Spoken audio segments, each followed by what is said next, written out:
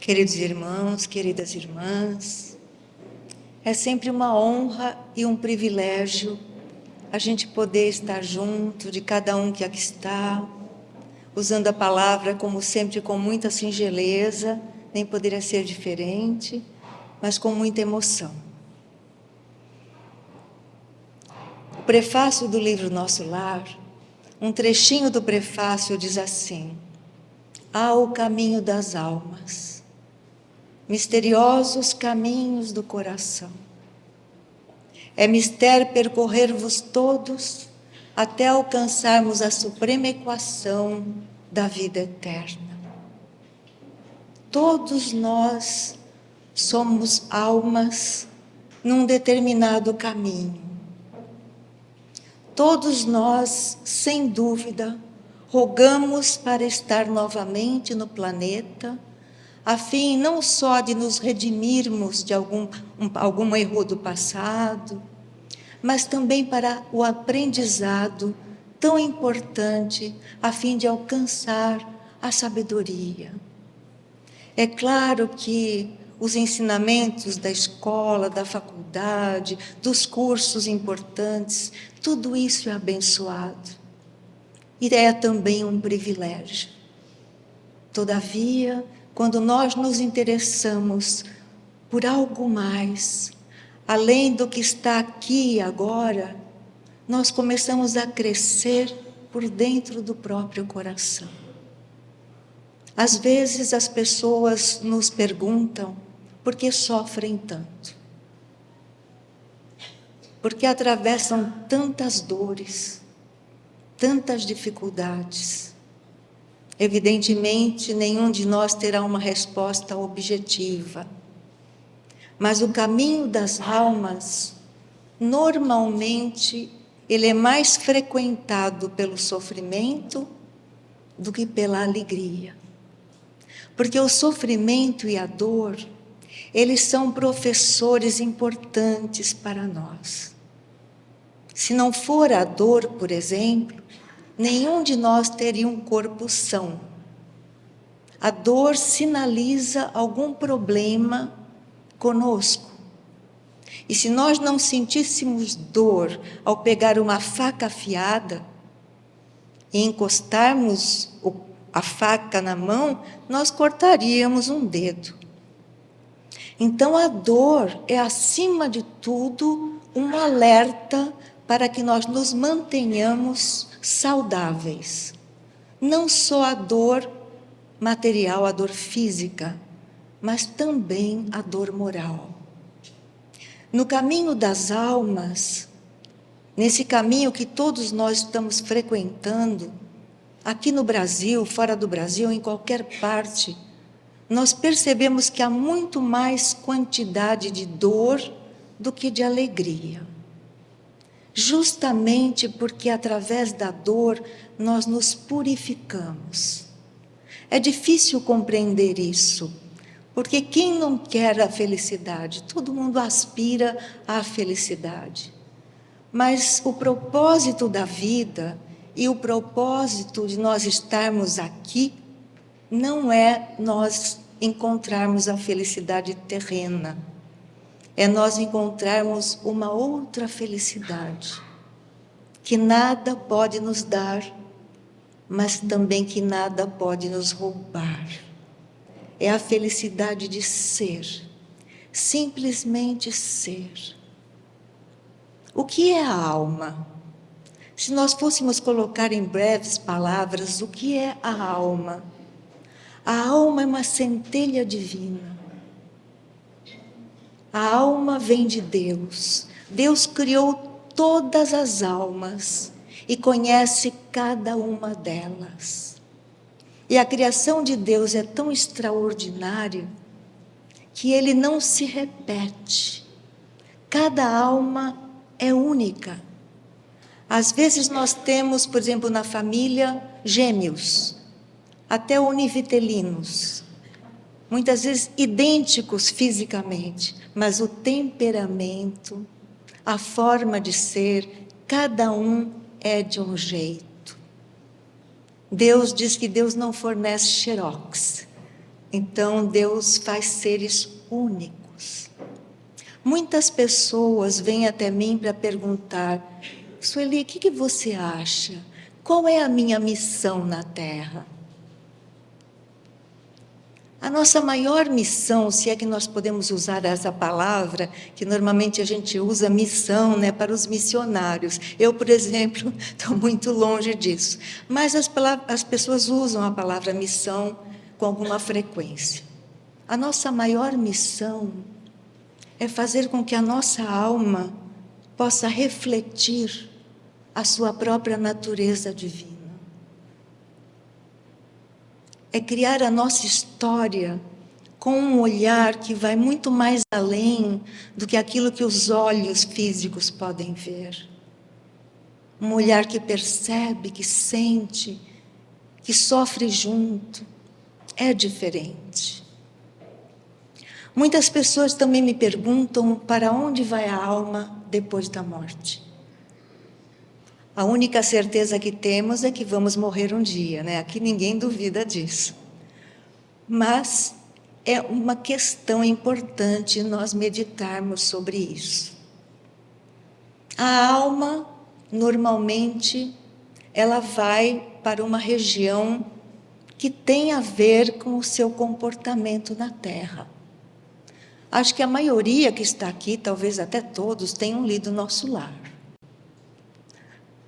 André Luiz, que é o autor do livro, era um médico bem-sucedido, e quando ele desencarna, ele vai para uma região bastante dolorosa, obscura, onde ele ouve muitas vezes os xingamentos das entidades menos felizes, chamando-o de suicida. Mas ele achava um absurdo, porque ele jamais praticara o suicídio. Ao contrário, ele lutara bravamente contra a enfermidade, mas não alcançou a cura no sentido aqui da matéria. Então, o suicídio, ele muitas vezes é interpretado como uma pessoa que se mata, ponto. Mas não. Quando nós não respeitamos a nós mesmos, quando nós não temos por nós um zelo, quando nós não percebemos que nós somos a nossa grande obra, muitas vezes o nosso corpo padece, porque nós começamos a ter hábitos que prejudicam a nossa saúde. Então, todos nós temos que observar com muita clareza o nosso senso de responsabilidade para com essas células abençoadas que a natureza nos deu, que a misericórdia de Deus nos forneceu, para que nós surgíssemos no planeta outra vez. Então, o caminho das almas, ele é infinito. O nosso corpo perispiritual, que fica conosco após a morte do corpo físico, ele tem peso específico. Quanto mais nós temos atitudes doentias, compromissos com a sombra, quanto mais nós buscamos apenas o gozo carnal, não que haja algum pecado nisso em absoluto, mas estamos falando dos excessos, né? O que acontece? O perispírito vai se tornando denso. Então, quando aquele indivíduo desencarna, automaticamente ele vai ficar numa esfera muito próxima da nossa. E em regiões, às vezes, bastante dolorosas, porque o peso específico dele o situa de imediato em certa região. Nem sempre nós nos damos conta da nossa responsabilidade aqui no planeta. Será então que nós precisamos nos vestir de cinzas, sermos criaturas tristes por causa de alcançarmos uma região melhor e ficarmos com o perispírito leve? Em absoluto, né? Ao contrário, as grandes almas são alegres, são festivas. O primeiro milagre de Jesus, ele o realizou numa festa de casamento, transformando a água em vinho. Aquele vinho simbolizava a união das almas. Então, quando André Luiz vai para nosso lar, já depois de ter sofrido muito nas regiões dolorosas, ele vai para um hospital de nosso lar. Aqueles que leram o livro vão lembrar que Clarencio, que era um ministro de nosso lar, o resgatou. A misericórdia divina está sempre nos resgatando. Mas, às vezes, o ser que desencarna, e mesmo nós aqui, não estamos atentos para isso. A nossa sensação é de solidão, de isolamento, quando, ao contrário, nós, por exemplo, esta noite, não estamos vendo com os olhos carnais, mas a quantidade de entidades, de espíritos amorosos, até familiares nossos já desencarnados, que aproveitam este momento em que nós estamos congregados com os estágios superiores da mente, da vida, da alma, e eles vêm estar conosco, porque o ambiente favorece, né? Debaixo desse teto, tudo que se faz é com o objetivo positivo, do bem, do amor ao próximo. Então, quantos de nós estão sendo acarinhados, abraçados, mas nossos sentidos físicos ainda não nos permitem perceber tudo isso. Mas quando a alma se torna sensível, quando a alma se torna um poema, quando a alma canta, quando a alma é grata, ela começa então a ter sentidos mais sutis, mais aperfeiçoados. E é então que muitas coisas essa alma começa a perceber, sem que ela precise contar para ninguém, porque às vezes são experiências muito pessoais e que a gente até evita de contar, porque nem sempre os que estão ao nosso redor vão acreditar. Mas nós sabemos o que nós passamos. Então, André Luiz, em determinado momento, ele já está como que mais receptivo ao socorro de Clarencio. Então, ele vai para nosso lar. Vocês vão lembrar que um médico o visita, né? Um médico chamado Henrique de Luna.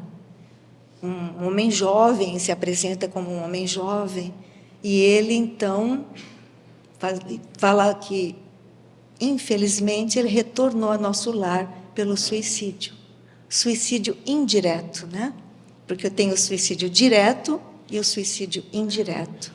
A maioria de nós vai embora pelo indireto. Mas André Luiz ficou muito revoltado quando o médico disse isso. Falou da doença dele, que o levara à morte, enfim. E aí ele ficou sabendo, com as colocações de Clarencio e desse próprio médico, que ele, na verdade, não respeitou essas células. Essas células que nós estamos utilizando exatamente agora. Esses recursos extraordinários. Quantas vezes durante o dia você agradece às suas células, ao seu coração, ao seu cérebro, a essas células abençoadas que nos servem incansavelmente. Nós não temos consciência, mas todos nós que aqui estamos sendo beneficiados por uma série de trabalhos extraordinários, complexos, que está sendo realizado exatamente agora no nosso corpo. Quantos de nós agradecem? Obrigada, Senhor. Debaixo da água, no banho, você eleva o teu pensamento e diz: Senhor, obrigada, Senhor, por essa água que não limpa apenas o meu corpo, mas que limpa a minha alma de qualquer detrito.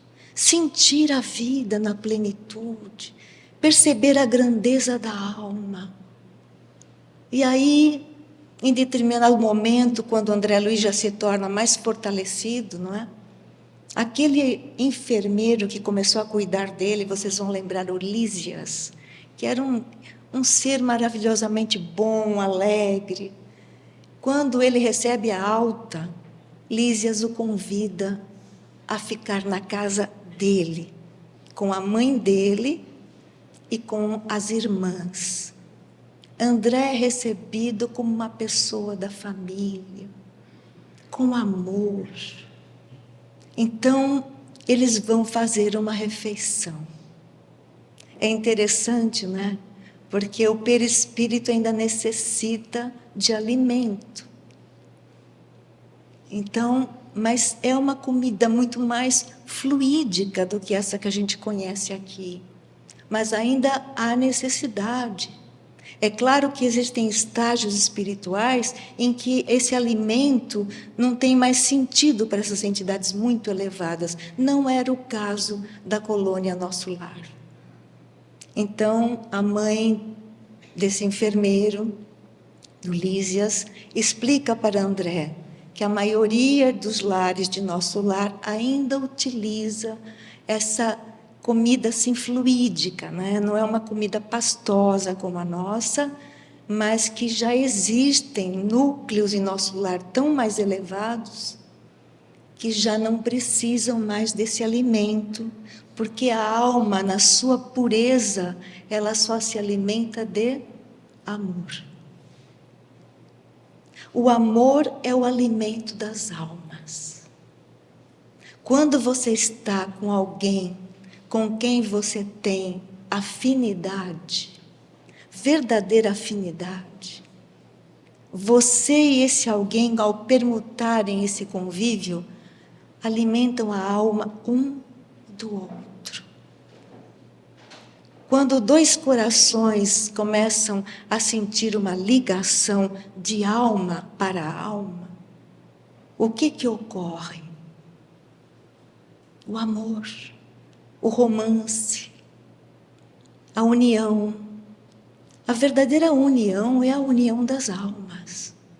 A união dos corpos é sempre temporária, às vezes até muito fugaz. Mas quando você tem ligação com uma alma, essa ligação não acaba nunca. Você pode ir para outra dimensão, ou essa alma ir para outra dimensão, a ligação continua a mesma. E o dia que vocês se reencontrarem, estabelecem na mesma hora essa união. Vocês devem ter na família de vocês, nas amizades de vocês, pessoas com quem vocês têm muita afinidade. E quando nós estamos perto dessas pessoas, nós nos alimentamos na alma. É claro que a gente vai comprar uma pizza, comer junto, vai no restaurante, mas assim, o que eu quero dizer é o alimento das almas, da alegria. Quando o ser humano não está mais sentindo essa alegria, esse alimento da alma, onde que ele vai buscar esse alimento? Nos excessos de toda ordem. Excesso de bebida, excesso de fumo, excesso de droga, excesso de sexo, excesso de tudo. E quanto mais excesso ele vivencia, menos ele sente alegria e mais ele adoece, porque não é o caminho, é uma ilusão. A gente respeita as necessidades de todos os seres humanos. Eu me lembro há muitos anos, quando eu estava ainda no Fraternidade Espírita, onde eu fiquei 14 anos, e eu devo tanto à fraternidade, aliás, tudo. Nós tínhamos lá uma reunião de cura, que era dirigida por uma pessoa muito querida e muito capacitada. Mas essa pessoa tinha o hábito de fumar intensamente, fumava muito. Então o dirigente da casa, o Zé Luiz, não se conformava de ele dirigir uma reunião de cura e fumar tanto. Aí quando fomos a Uberaba, o Zé Luiz fez questão de levar esse senhor, que se chamava Fernando, para passar pelo Chico. E o Chico dizia alguma coisa para ele largar o cigarro. E aí fomos. Gente, quem conhece o Chico, que a gente teve a oportunidade de conhecer, ele não criticava ninguém, era uma coisa impressionante. Aí o Zé contou para ele, eu contei para vocês, aí o Chico escutou, Aí olhou para o Fernando e falou assim: ai, mas o Fernando fica tão simpático fumando, né? Gente, que homem era aquele? Não tinha boca para nada. Mas assim, o Fernando deixou de fumar. Porque o impacto da alma do Chico, alguma coisa existia ali que eu não sei colocar em palavras. Mas era impressionante. Era arrebatador. Então, o Chico, só de ele estar ali, ele transformava o ambiente. Da onde vem isso? Da alma do Chico. Porque o Chico, ele era de uma pureza muito rara de encontrar. Ele não tinha boca para falar de ninguém, ele só queria fazer o bem, ele queria... Enfim, ele ganhava um presente e já passava para um pobre que estivesse ali. A alma desse homem, a alma, é a alma que nos arrebata. O Cristo nos arrebatou pela alma. A sua alma povoou a terra de um conceito novo que transformou grande parte da humanidade entre antes e depois, com apenas 3 anos de apostolado. A alma tem um poder. Você já se deu conta do poder da sua alma? Você já deu espaço para a sua alma? Quando você está com fome, você se alimenta. Quando você tem alguma necessidade fisiológica, você realiza o que deve ser realizado. Mas e quando a sua alma está empobrecida, triste, você cuida da sua alma. Você para um pouco para entrar em comunhão com a sua essência. Nós, claro, estamos no mundo das formas. E isso é algo muito precioso para nós. Mas nós jamais podemos perder o contato com a alma. E nós só alimentamos a alma com amor. Quando você ama, você alimenta a si e também alimenta o outro. E quando você se ama, você alimenta a sua alma. E todas as suas células orgânicas são beneficiadas ao mesmo tempo. Tem um autor que eu gosto muito e que sempre diz que o homem vive à frente de um armazém cheio de riquezas e morre de fome. Por quê? Porque a nossa alma, que é riquíssima, nós não a colocamos em ação. Todos os nossos conceitos são com a aparência, com o que está aqui e agora. Isso também existe. Nós precisamos de um teto, nós precisamos nos alimentar, o dinheiro é abençoado. Mas nós não podemos fazer disso o nosso objetivo de vida. Como está a alma de vocês? O nosso semblante fala da nossa alma. Vocês já perceberam uma pessoa mal-humorada? É uma pessoa assim fechada, né? Nós não estamos com isso criticando ninguém. Mas é uma pessoa que quando fala sempre busca o negativo, né? Aí você usa o verbo, aí você se esforça para tirar a pessoa daquela atmosfera. Aí a pessoa fala assim, comigo não tem jeito não. Então assim, entregou, né? É claro que nós temos momentos de fragilidade. Quem não os tem? Todos nós temos. E nós precisamos também aceitar os nossos momentos de fragilidade e estarmos serenos nesses momentos. Mas o que nós não podemos é permitir que isso seja uma coisa normal na nossa vida. Então, voltando a André Luiz, né? Quando ele começa a se fortalecer, ele tem vontade de trabalhar novamente na área dele. Ele era médico. Então ele busca, né, Clarencio, passa por uma entrevista com ele, e ele ainda não pode ser guindado à tarefa de médico. Ele vai apenas observar o trabalho médico que é feito na colônia Nosso Lar. Se nós não usarmos a humildade, nós nos colocaremos numa situação muito delicada, mas muito delicada. E a alma, quando ela se dá conta da grandeza que a cerca, da grandeza de Deus, porque todos nós somos centelhas divinas, a alma, ela não se torna orgulhosa. Por quê? Porque ela vê em todas as pessoas a mesma centelha. Nós não somos melhores e nem piores do que ninguém. Nós todos somos irmãos uns dos outros. Alguns estão numa condição de conhecer isto ou aquilo, outros noutra, mas, meu Deus do céu, nós temos que ter essa concepção de que a nossa alma e a alma daquele que está conosco, a alma de todos nós, tem a mesma natureza. Somos todos filhos do mesmo Pai. Nós somos realmente irmãos uns dos outros pela alma. Se o nosso mundo tivesse esse olhar, quantas dores seriam evitadas? Quantas pessoas seriam curadas? Quantas brigas não aconteceriam? Quantas mortes? Quantos crimes?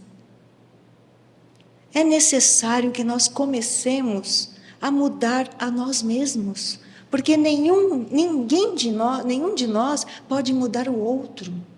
Mas quando você muda, quando você entra em comunhão com a tua alma, com a tua verdade divina, com a tua centelha luminosa, tudo em volta muda. Nós não podemos ficar esperando acontecer algo extraordinário, não. Quando o sol nasce pela manhã, é algo extraordinário. Vocês viram a lua hoje? Como não louvar esse Pai que acendeu essa luz linda, né? Enluarada, a noite se transforma numa noite especial. Mas tudo é importante. Quando a chuva cai, molhando a terra seca, inundando as flores, as plantas, desse líquido abençoado que é a água, porque tudo vem da água, tudo é um milagre. Até quando nós vamos viver uma vida de pobreza espiritual, sem nos darmos conta da nossa alma? Quando nós nos olharmos no espelho, não nos preocupemos de ver isso ou aquilo no sentido físico, mas nos olhemos com profundo amor e gratidão, porque ali está um presente de Deus, nós só podemos lidar com a nossa alma. Amamos os filhos profundamente, amamos os netos, mas não podemos fazer por eles o que nós gostaríamos, só orar, orientar, educar. Mas eles têm que encontrar a sua alma.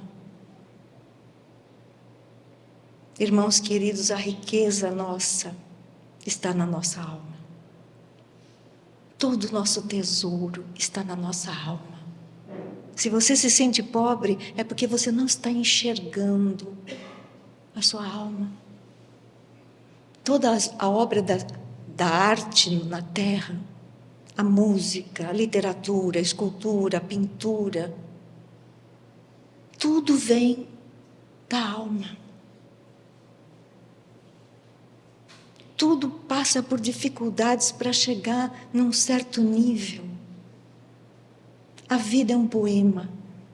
Quando nós temos olhos de ver, ouvidos de ouvir, como disse Jesus, nós percebemos a grandeza da alma. E eu gostaria de encerrar a nossa fala lembrando também de um trecho do livro Nosso Lar, quando André Luiz ainda está muito enfraquecido no leito, e o enfermeiro que está cuidando dele avisa que é o crepúsculo, e crepúsculo em nosso lar tinha sempre uma prece coletiva. Então, que ele estava indo para o lugar onde seria essa prece, no hospital, tipo um anfiteatro. E o André Luiz começa a ouvir a música, né? A música sublime tocando. E ele fica arrebatado por aquela música. E ele diz, será que eu não posso ir também? Aí o enfermeiro diz, mas você está tão frágil, você gostaria de ir? Então ele diz, eu gostaria. Então o enfermeiro dá o braço para ele, e ele com lentidão, com dificuldade, vai chegando ali, onde está então todo o pessoal que trabalha no hospital, os doentes também que podiam se deslocar, e está também numa tela imensa, todos, além do governador, todos os ministros de nosso lar. E aquela música tocando, uma música sublime, talvez até fosse a Ave Maria, né? E aí começa a oração. O governador começa a orar. A alma de André Luiz se sente totalmente arrebatada. E é então que, diante daquele momento sublime, começam a cair do espaço miosótis azuis, fluídicos, que ao tocarem a fronte de André Luiz, ele começa a perceber uma espécie de um fortalecimento dele, uma outra condição de saúde, com aqueles miosótis azuis caindo sobre todas as pessoas que estavam ali. É a resposta do céu às orações da terra e fora da terra. Irmãos queridos, nós nem podemos imaginar, quando nós estamos assim juntinhos, o que está acontecendo no altiplano da vida. A gente nem pode imaginar. Talvez exatamente agora, miosótis azuis estejam caindo sobre nós, flores do mundo sutil, do mundo espiritual.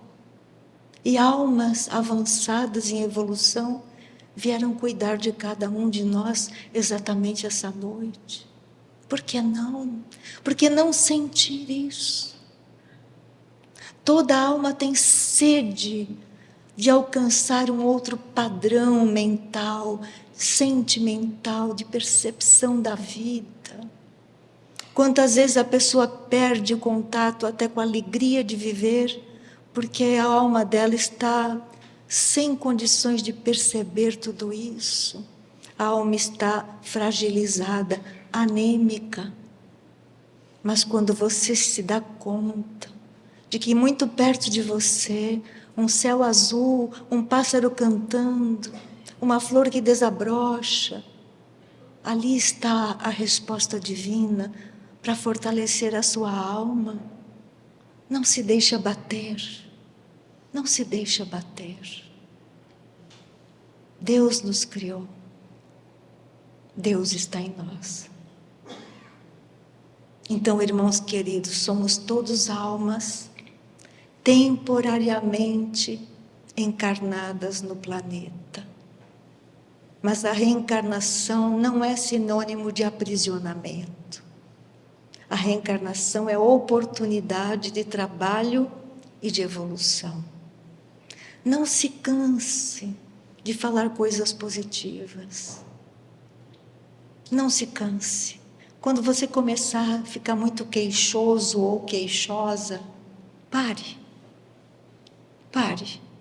Porque a queixa, às vezes, precisa ser dita, mas quando ela se repete com constância, ela desgasta o corpo e a alma. Agradeça. Agradeça.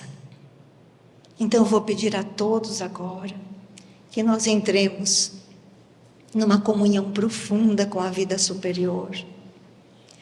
Vamos abastecer o nosso corpo, mas fundamentalmente a nossa alma. Vamos sentir o nosso coração batendo no peito. o sangue fluindo pelas nossas artérias.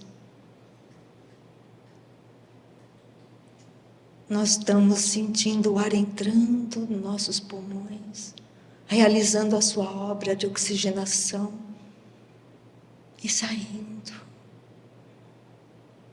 A vida está aqui e agora. O paraíso, o céu, a alegria, a paz estão aqui e agora. Não são quimeras, não são lugares distantes. Tudo isso já está aqui, dentro de nós, dentro de cada um de nós. A nossa alma tem sede de infinito. Dê a ela a chance agora de expandir-se. E para facilitar a expansão da alma, comece a relaxar o seu corpo, os seus ombros, os braços e mãos, a nuca e o pescoço, todo o capacete que envolve o crânio. Relaxe as têmporas e pálpebras, a mandíbula, a garganta por dentro. Relaxe todo o seu tórax, expanda o tórax, descontraindo a cintura, o quadril direito, o quadril esquerdo, o ventre e as suas pernas, até os pés. Descanse, relaxe, dê a si mesmo a oportunidade de flutuar, como se agora estivéssemos acima da matéria, leves, serenos, expandindo a nossa alma para a presença divina, para os benfeitores que aqui estão, ministros de Deus que são, para cuidar de cada um de nós. Respire 3 vezes bem profundamente, oxigenando os seus pulmões até a base. E a cada inspiração, absorva a saúde, a alegria, a paz. E ao expirar, liberte-se de qualquer negatividade. E mentalmente diga a si mesmo: eu e o Pai somos um. Eu e o Pai somos um.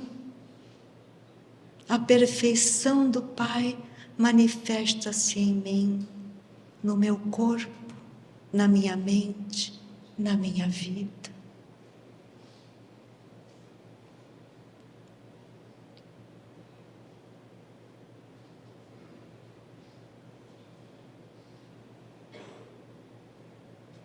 E homenageando agora as almas gêmeas, união tão rara na Terra, vamos recordar uma poesia de autoria de Emmanuel, quando ele diz: alma gêmea de minha alma, flor de luz da minha vida, sublime estrela caída das belezas da amplidão.